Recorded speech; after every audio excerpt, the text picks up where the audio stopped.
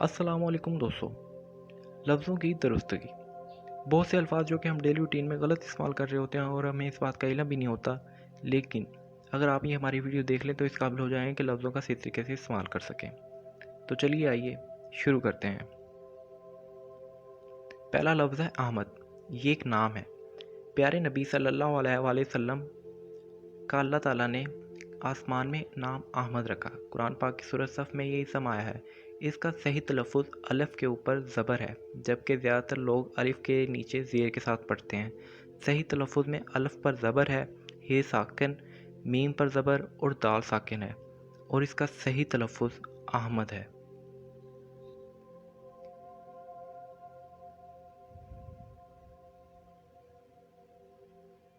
दूसरा लफ्ज़ है इखलाक। इखलाक को अक्सर लोग अलिफ़ के नीचे ज़ेर के साथ पढ़ते हैं, जो कि गलत है। अलिफ़ पर ज़बर है, ज़बर के साथ इसे पढ़ा जाता है और इसका सही तलफ़ुज़ बनता है अखलाक। तीसरा लफ्ज़ है माना। लफ्ज़ माना को अक्सर लोग मानी पढ़ते हैं, जो कि गलत है। असल तलफ़ुज़ में माना है।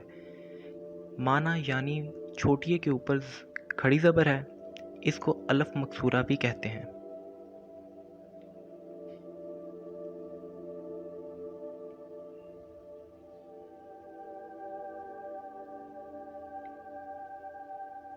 प्लीज़ कमेंट करके बताइए कि आपको हमारी ये वीडियो कैसी लगी, और मज़ीद वीडियो देखने के लिए हमारा चैनल सब्सक्राइब करें। तब तक के लिए हमें इजाज़त दें। अल्लाह नेगहबान।